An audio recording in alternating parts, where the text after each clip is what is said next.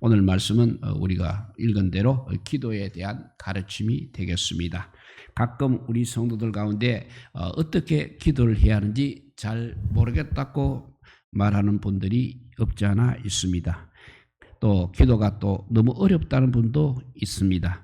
그런 분들은 오늘 말씀을 잘 듣고 생각을 잘 정리하시면 좋겠습니다. 왜냐하면 오늘 말씀은 성도가 어떻게 기도해야 하는지를 직접적으로 가르쳐주고 있는 핵심적인 가르침이기 때문에 그렇습니다. 그래서 오늘 우리는 기도를 가르쳐달라는 제자들에게 가르치신 그 기도에 집중을 해야 하겠습니다.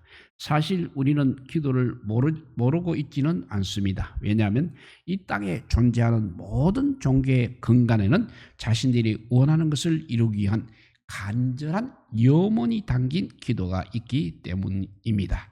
과거 우리 조상들이 선앙당이나 탑사에 돌을 샀던 행동들은 모두 마음의 염원을 담은 것입니다. 정한수를 떠놓고 빌었던 우리 조상들의 정성은 기도란 이렇게 정성이란 생각을 했기 때문입니다. 심지어 귀신을 달래기 위해서 각종 의식들을 진행할 때 그 모든 의식의 근간은 바로 기도였습니다. 기도가 없는 종교는 없는 것입니다. 그래서 우리는 비록 서툴지만 기도할 줄은 알고 있습니다. 아니 정확하게는 나름대로 그래도 기도를 하면서 살아왔습니다. 그런데 예수님을 믿고 나서 기도가 어렵다고 느껴지는 것은 무엇인가? 기독교의 기도가 유창하고 미사여기를 많이 동원해야 한다는 부담 때문에 그럴 것입니다. 오늘 우리가 살펴볼 말씀은 기도에 관한 성경적 가르침의 핵심이 되겠습니다. 특히 세례 요한이 자기 제자들에게 기도를 가르쳐 주신 것처럼 우리에게 기도를 가르쳐 달라는 요청에 응답하셔서 주신 기도문하고 그 다음에 우리가 너무 좋아하고 잘못 적용할 가능성이 큰 간청 기도가 연이어 연결되어 나오고 있습니다. 그래서 뒤에 나오는 간청 기도는 주기도문의 세계관을 받고 있습니다. 즉 주기도문이 지향하고 있는 세계관이 이 간청기도에 연결되어 있다는 사실입니다. 이것을 우리가 잘 이해하고 기도에 관한 가르침을 올바르게 이해할 필요가 있는 것입니다. 그러나 잊지 말아야 할 것은 성도의 가장 귀한 가장 큰 특권 가운데 하나가 기도할 수 있다는 것입니다.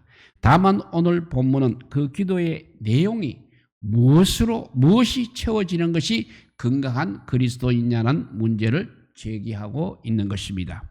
여기서 생각할 것은 어떻게 기도해야 하느냐의 질문이 두 가지를 내포하고 있다는 것입니다. 첫째는 기도의 내용이 무엇이어야 하느냐가 가장 근원적인 질문이 될 것입니다. 즉 어떻게 기도해야 할지 모르겠다는 것은 기도의 내용에 무엇을 채워야 할지 모르겠다는 의미로 이해할 수 있다는 것입니다.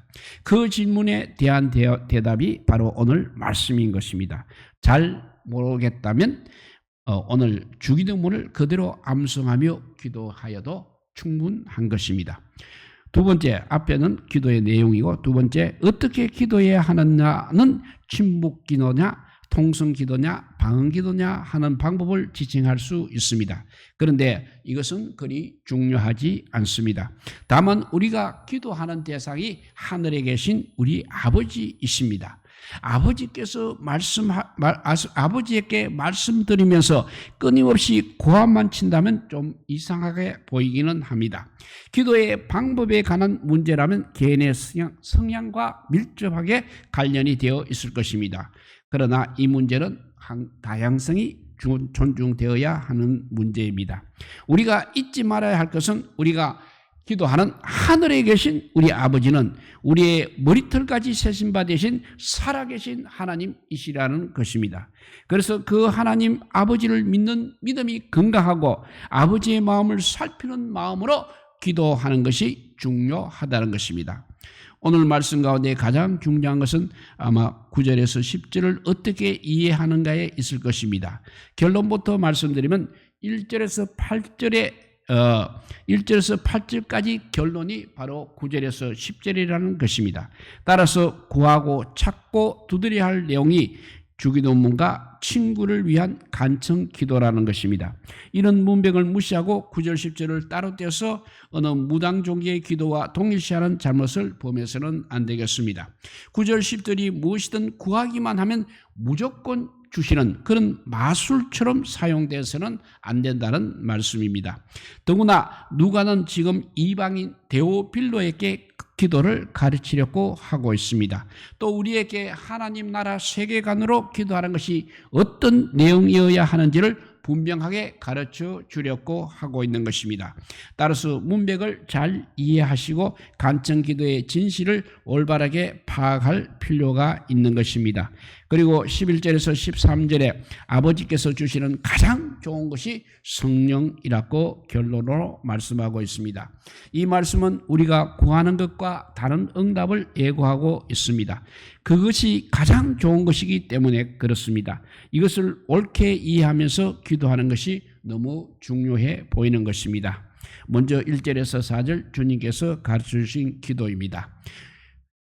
주기도부터 시작해 봅니다. 따라서 여기서 주목할 것은 주기도문과 끈질긴 기도의 결과로 주시는 가장 좋은 것이 성령이라는 주님의 말씀인 것입니다.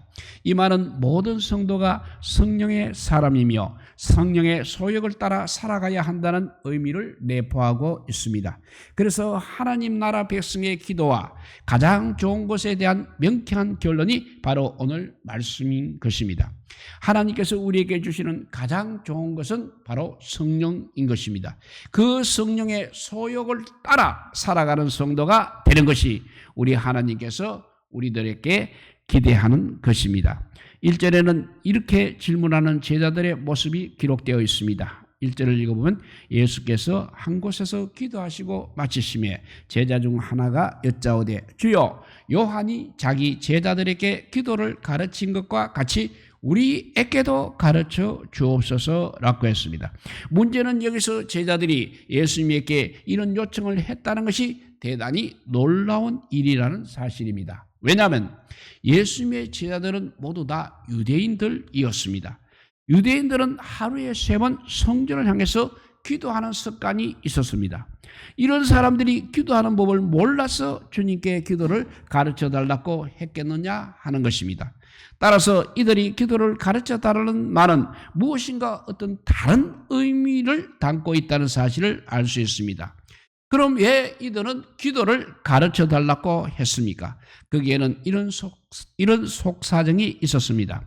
예수님 당시에 유대인들은 메시아가 곧 오실 것이고 그래서 하나님 나라가 실현되리라는 기대가 매우 팽배되어 있었습니다. 그리고 메시아가 오셔서 하나님 나라를 이루도록 하려면 그에 앞서서 유대인들이 회개하고 하나님께 새롭게 헌신하고 순종하는 일들이 있어야 한다는 생각이 널리 퍼져 있었습니다.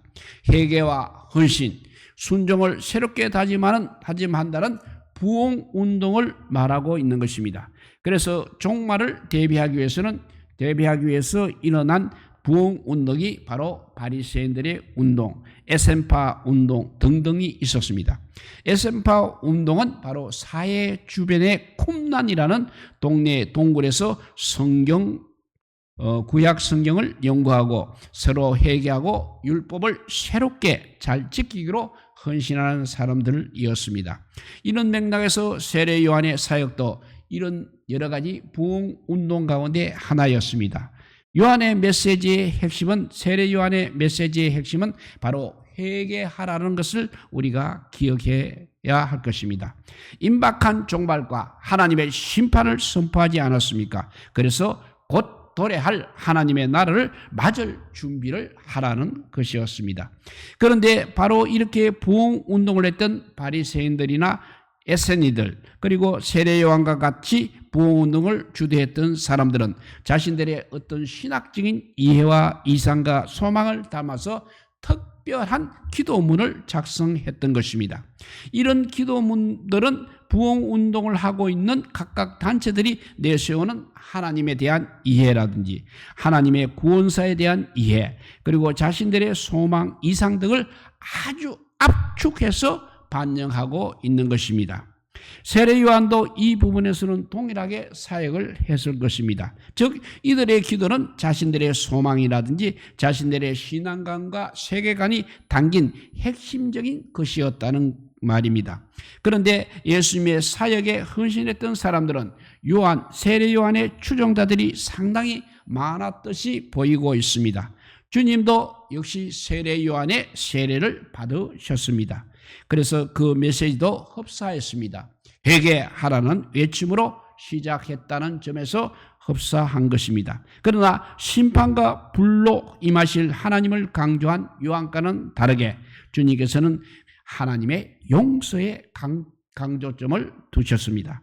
그리고 금욕적인 삶보다는 용서와 사죄의 선언과 함께 축제의 복음을 선포하셨습니다. 그러니까 제자들 보기에는 주님은 그래도 세례 요한과는 다른 분이었습니다.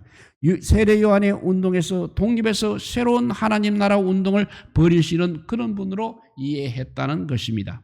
그러니 자연히 그들에게도 새로운 기도문이 필요하다는 것입니다. 그래서 기도를 가르쳐 달라고 말씀했던 것입니다. 즉 선생님께서 이제 하나님의 구원사의 새로운 시대를 맞이하여 세례 요한 운동과는 강조점을 좀 달리하는 하나님의 운동을 하고 계시니 선생님을 따르는 우리가 계속해서 요한이 가르친 기도를 할 수는 없는 일 아니겠습니까? 세례 요한이 자기 시대에 자신이 주도한 하나님 나라를 운동을 위해 맞는 기도문을 가르쳤듯이 우리 선생님도 그에 합당한 기도를 가르쳐 주셔야 하지 않겠습니까? 하는 것이었습니다. 그러니까 주기도문은 바로 주님께서 가르쳐 주신 기도라고 해야 올바른 의미가 살아나는 것입니다. 주님이 기도한 것이 아닙니다.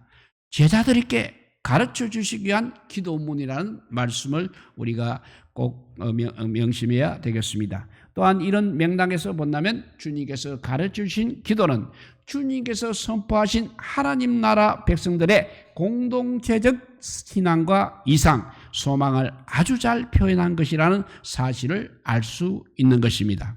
다시 말하여 이 기도는 하나님 나라 백성들의 공동체적 정체성을 가장 집약적으로 나타내고 있는 기도문이라는 것입니다. 따라서 하나님 나라 백성들이라면 가장 기본적으로 드려야 한 기도입니다. 원래부터 주어진 기도라고 말할 수 있는 것입니다. 또한 예수님의 가르침에 대한 어떤 집약적 요약이라는 사실을 알 수 있는 것입니다. 바로 여기에 주님께서 가르쳐준 기도의 적실성이 나타나고 있습니다. 우리는 주님께서 가르쳐주신 이 기도를 공부하면서 기도가 무엇이며 어떤 내용들을 구해야 하는가에 대한 구체적인 정리에 이룰 수 있어야 하기 때문에 그렇습니다. 여기서 주님께서 가르쳐주신 기도 내용을 살펴보도록 하겠습니다. 먼저 아버지여 했습니다. 이 호칭은 기도할 때 하나님께서 우리의 아버지가 되신다는 중요한 신앙 고백인 것입니다. 가장 먼저 구하라고 가르쳐 준 것이 바로 하나님의 이름이 거룩히 여김을 받기를 구해야 한다고 가르쳐 주셨습니다. 여기서 거룩이라는 것은 구별됨을 의미하고 있습니다. 하나님의 이름이 망령되이 일컬음 받지 않도록 하나님의 이름이 그 이름에 합당하게 대접받기를 구해야 한다는 것입니다. 우리 시대는 정말 하나님의 이름이 짓밟히고 있는 시대가 되고 말았습니다. 그것은 바로 우리 성도들이 잘못 살아서 그런 것입니다. 이런 시대 속에서 우리가 주기도문을 암송할 때마다 우리로 인해서 하나님의 이름이 세상에서 부끄러움이 되지 않도록 해야 한다는 깊은 반성이 필요한 때인 것입니다. 그 다음에 나라가 임하시며 라는 기도는 하나님의 통치가 이 제약된 세상에 이루어져 하나님 나라가 침노에 들어가는 꿈을 꾸게 하는 것입니다. 다른 편에서는 지금 내 삶에 하나님의 나라가 임하기를 구하고 있는 것입니다. 하나님의 통치가 지금 내 삶에 임해서 오늘 내 삶에 이 땅에 임한 천국이 이루어지기를 구하는 기도가 바로 나라가 임하기를 구하는 기도입니다. 바로 나라가 임하기를 구하는 기도입니다. 마태복음에서는 뜻이 하늘에서 이루어진 것 같이 땅에서도 이루어지기를 구하고 있습니다. 하나님의 뜻이 이렇게 하늘에서 이루어진 것처럼 세상에서도 이루어지기를 구하는 기도이면서도 동시에 우리의 삶에 하나님의 뜻이 이루어지기를 구하는 기도라고 할 수 있겠습니다. 즉 하나님의 뜻에 우리 모두 순종하겠다는 다짐을 포함하고 있다는 것입니다. 그리고 이제 3절부터는 우리의 필요에 대한 강구를 하고 있습니다. 날마다 일용할 양식을 주시옵고 라고 기도하라고 주님은 말씀하십니다. 주기도문이 천국 백성의 핵심적인 사고방식을 담고 있다고 생각할 때 주님께서는 하나님의 백성들에게 일용할 양식이 필요하다는 것에 동의하고 있다는 것입니다. 그래서 일용할 양식, 즉 먹고 입고 생활하는 문제에 대해 우리 주님은 결코 무관심하지 않으신다는 것입니다. 그러나 말 그대로 일용할 양식이면 족하다는 세계관을 또한 가르치고 있는 것입니다. 내일 일은 내일 염려하도록 내버려 두라는 말씀입니다. 내일의 주인은 우리가 아니라는 것입니다. 일용할 양식을 구하는 것은 탐욕에 사로잡히지 말라는 의미이기도 한 것입니다. 우리는 여기서 내일 일은 내일 염려할 것이요 한날의 괴로움은 그날로 족하다는 말씀을 기억하게 됩니다. 내일 일을 염려하느라 너무 많은 것을 구하며 사는 것은 아닌지 우리가 한번 돌아볼 일이겠습니다. 그 다음에 나오는 말은 우리가 우리에게 죄 지은 사람을 용서하오니 우리 죄도 사하여 주옵시고 했습니다. 이 표현은 좀 다소 오해가 될 수 있는 표현이기도 합니다. 죄인이 하나님으로부터 용서받기 위해서는 반드시 다른 사람의 죄를 용서해야 한다는 의미로 받아들여질 수 있기 때문입니다. 그러나 이 구절의 진정한 의미는 하나님의 은혜에 근거하여 용서를 구하는 자는 다른 사람을 용서해 주기를 꺼려하는 일이 있어서는 안 된다는 것입니다. 죄 용서는 전적으로 하나님의 은혜와 예수 그리스도의 공로에 근거하고 있습니다. 다만 하나님께 회개함으로 죄 용서를 받은 사람들은 다른 사람이 자기에게 지은 죄를 용서함으로 자신이 하나님께 받은 죄사함의 정표를 보여주어야 한다는 것입니다. 한마디로 다른 사람의 죄를 용서하는 삶을 살도록 기도해야 한다는 의미가 있는 것입니다. 그리고 마지막으로 우리를 시험에 들게 하지 마시옵소서라고 했습니다.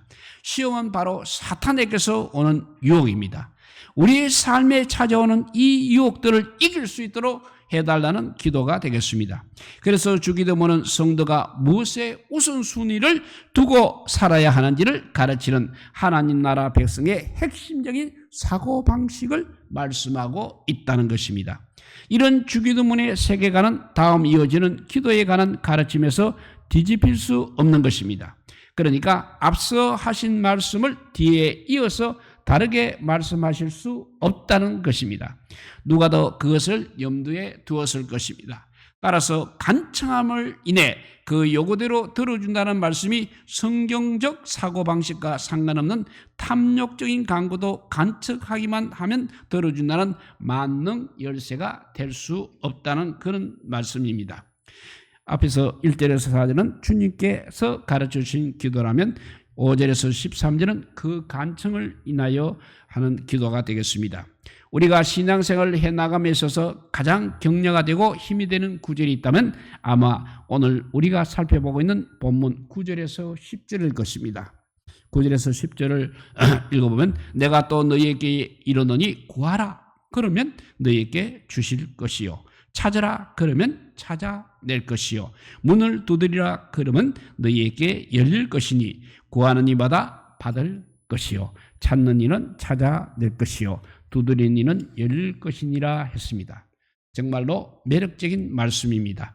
그저 요구절만 뚝 떼어다가 암송하면 그냥 뭐든지 다 주실 것 같은 황홀한 착각에 빠지게 되는 것입니다. 우리는 얼마나 자주 이 본문을 하나님께서 다 들어주신다고 하지 않으셨느냐. 우리의 욕망을 하나님께 아뢰고 성취하는 정당한 구절로 사용했는지 모릅니다. 그런데 주님께서는 바로 앞에서 기도를 가르쳐달라는 제자들의 요구에 너희는 이렇게 기도했으면 좋겠다고 주기도문을 가르쳐 주셨습니다. 그런데 주님께서 이렇게 기도를 가르쳐 주시고 나서 갑자기 구하라, 찾아라, 문을 두드리라고 말씀하셨습니다. 자세히 보지 않으면 이 말씀은 아무런 전제가 없는 구함에 대해서 말씀하고 있는 듯이 보이고 있습니다. 그래서 많은 오해를 불러일으키는 것입니다. 이 구절을 빌어서 정욕적인 기도, 불법이 이루어지기를 원하는 기도까지도 주님께서 이루어 주실 것이라는 방편으로 사용되기도 하는 것입니다.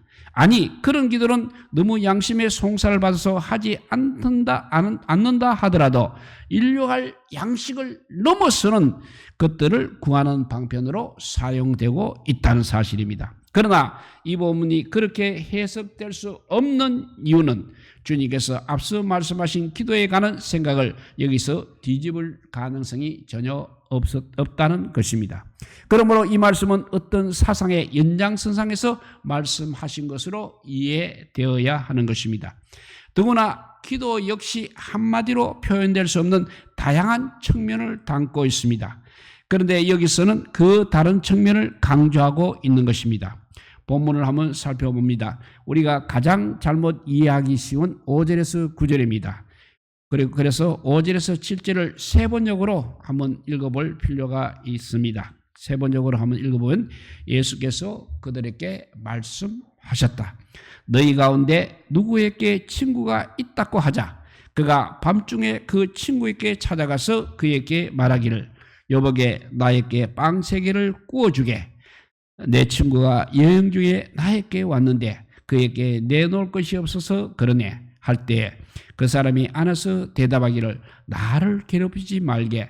문은 이미 닫혔고 아이들과 나는 잠자리에 누웠네. 내가 지금 일어나서 자네의 청을 들어줄 수 없네 하겠느냐. 좀 더 이 말을 설명해 보면 이렇습니다. 어떤 사람의 벗이 이제 떡 3덩이를 빌리기 위해서 찾아온 시간은 밤중이었습니다. 이 시간은 식구들이 함께 잠을 자고 있는 시간이라 비록 친구라 할지라도 신뢰가 되는 시간입니다. 그런데 밤중에 찾아간 것은 지나기 때문이기도 하겠지만 무엇보다도 떡 3덩이가 필요했기 때문입니다. 여기서 자신이 궁하면서도 손님 접대를 위해 힘쓰는 모습을 볼 수 있습니다. 바로 이 부분을 우리가 읽어야 한다는 것입니다. 지금 친구를 위하여 다른 친구를 찾아간 사람은 여행 중인 사람이 아니라 그의 친구입니다. 그러니까 집에서 쉬고 있다가 친구의 방문을 받았는데 먹일 것이 없어서 다른 친구에게 이렇게 먹을 것을 구하러 간 것입니다. 우리가 간청 기도라고 하는 본문의 핵심은 배고픈 친구를 위하여 다른 친구에게 간청하는 이타적인 사고가 짙게 비어 있다는 사실입니다. 그러므로 그 다음에 이어진 구하라, 찾아라, 두드리라는 간청 기도는 바로 친구를 위한 기도라는 전제를 가지고 있는 것이나 다름이 없다는 것입니다.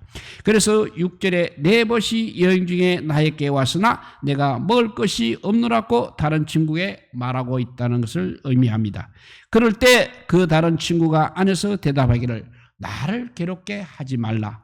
문이 이미 닫혔다. 아이들이 나와 함께 침실에 누웠으니 일어나 너에게 줄 수가 없노라 하겠느냐 하라고 말하고 있는 것입니다. 그러니까 이 말씀은 자칫 잘못 읽게 되면 자기 친구의 요구에 응하기를 거절하다가 후에 치근거리는 친구를 돌려보내기 위해서 그 필요를 채워줬다는 잘못된 해석을 하기가 쉽다는 것입니다. 그러나 그런 의미가 아니라는 것입니다. 오히려 보편적인 사람은 친구의 간청을 거절하기 어렵다는 것을 말하고 있는 것입니다.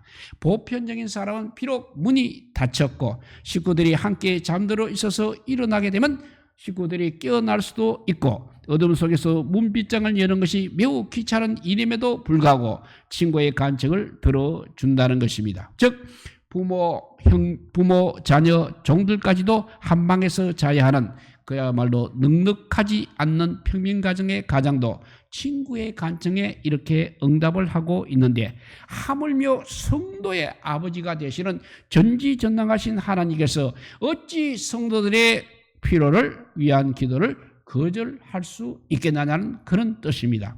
그러니까 8절의 간청이라는 말은 부끄럼 넘는 파렴치한 또는 때나 장소 사람을 가리지 않고 성가시게 구는 것이라는 뜻이 있습니다. 누구 때문에 그렇게 하느냐? 친구 때문인 것입니다. 밤중에 한밤중에 찾아온 친구가 지금 배가 고파 힘들어하기 때문에 다른 친구에게 부끄러움을 무릅쓰고 뻔뻔하다시피 이렇게 간청하고 있다는 것입니다. 그럴 때 벗됨을 인하여는 일어나 주지 않더라도 그 간청함 때문에이라도 일어나서 그 요구를 들어주지 않겠느냐 하는 것입니다. 결국 이 말씀은 구하는 자가 염치 불구하고 간곡히 구할 때 응답받을 수 있다는 말이 되는 것입니다. 그런데 누구를 위한 간청입니까? 친구를 위한 간청입니다. 한밤중에 찾아온 배고픈 친구를 해서 뻔뻔하리나 먹고 내놓으라고 친구에게 요구하고 있는 것입니다. 따라서 여기 말하는 간청 기도는 처음부터 초점이 이웃사랑이라는 것입니다.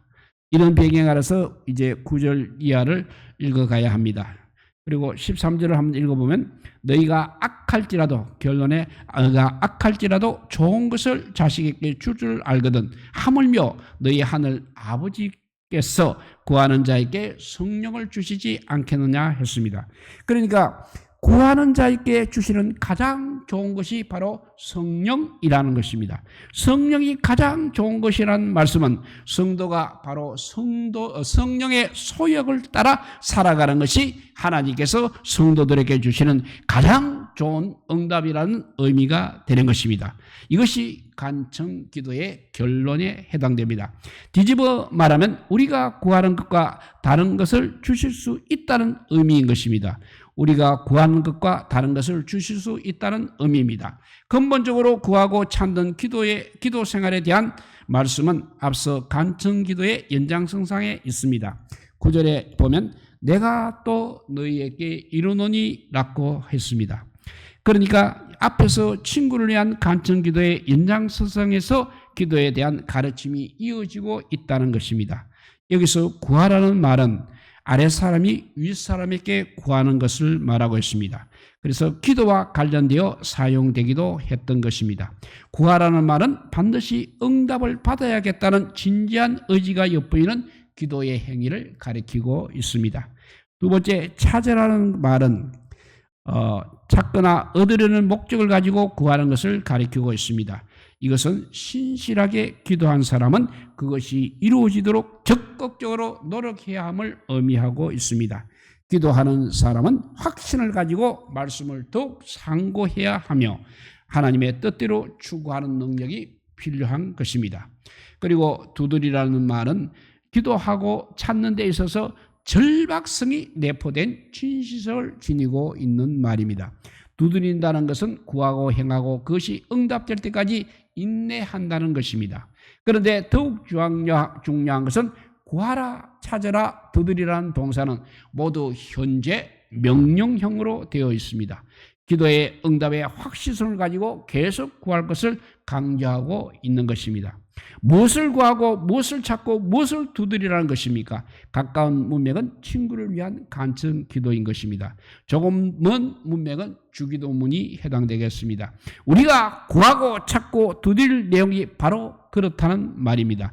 그 말은 바꾸어 말하면 구하고 찾고 두드리는 내용이 성경적 세계관의 지배를 받고 있다는 말이 되겠습니다. 따라서 여기서 응답되는 기도라는 것은 내 소원의 성취로서의 기도, 내 욕망의 성취 도구로서의 기도와는 너무나 거리가 먼 것이라는 것입니다.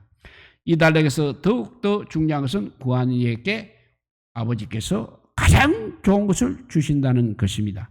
생선과 알과 떡은 유대지방의 가장 일반적인 식사였습니다. 이와 같은 필수품을 요구하는 아들에게 아무리 악한 세상의 아비라 할지라도 뱀과 같은 악한 것을 줄 아버지는 없다는 것입니다. 하물며 인간의 사랑을 뛰어넘는 그야말로 무한하신 사랑과 자비의 하나님께서 가장 좋은 것으로 주시지 않겠느냐는 말씀이 되겠습니다.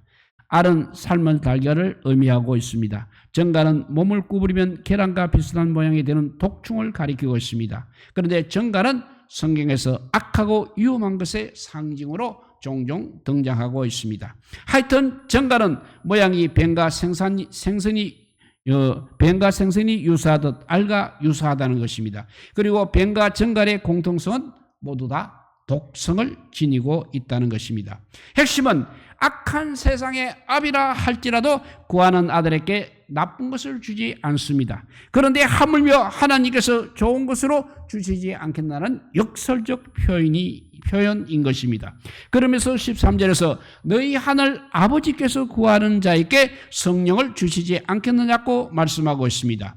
주기도문은 기도문을 가르쳤다는 요구에 참된 기도의 모범을 소개하셨을 뿐만 아니라 응답의 확실성, 가장 좋은 것으로 응답하시는 하나님을 말씀하고 있는 것입니다. 그러므로 우리의 기도는 가장 좋은 것으로 채우시는 하나님 아버지를 기억하는 것에서 시작이 되는 것입니다. 그래서 주님께서는 하늘에 계신 우리 아버지라고 기도를 가르쳐 주시지 않았습니까? 그 하나님 아버지는 구하는 자에게 가장 좋은 것으로 응답하시기를 기뻐하시는 아버지이십니다. 여기서 생각할 것이 있습니다. 그것은 아버지께서 주시는 가장 좋은 것이 자녀에게는 가장 좋은 것이 아닐 수 있다는 것입니다. 그러나 아버지는 자녀의 머리털까지 다 세신 바 되신 분이시기 때문에 가장 좋은 것으로 주시는 분이십니다. 그리고 그것은 가장 좋은 것은 바로 성령이라고 말씀하고 있는 것입니다. 믿음의 사람들에게 가장 필요한 것은 아버지께서 주신 것이 가장 좋은 것이라고 믿고 감사하는 마음이 회복되는 것입니다. 그것은 어떤 필요의 문제뿐만이 아닙니다. 그것은 우리 삶의 정황도 포함이 되어 있습니다.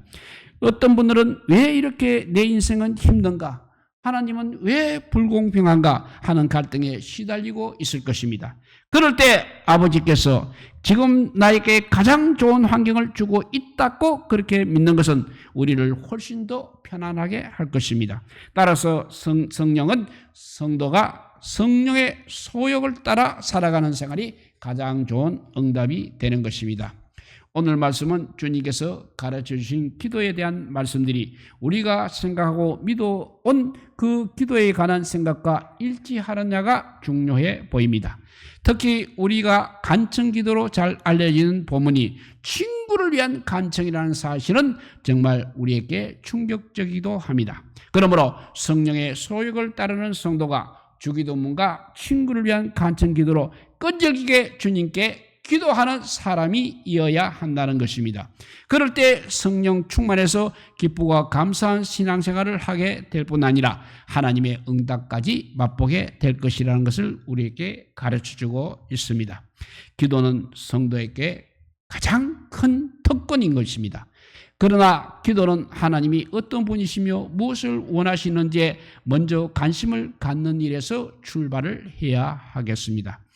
오늘 우리 삶에 하나님의 나라가 이루어지기를 간절히 구하면서 우리를 위한 나를 위해서는 일용할 양식을 구하고 친구의 어려움 때문에 주님께 더 간절한 기도를 하는 가운데 하나님께서 주신 가장 좋은 선물인 성령 충만함으로 승리하는 우리 모두가 되시기를 주님의 이름으로 축복드립니다.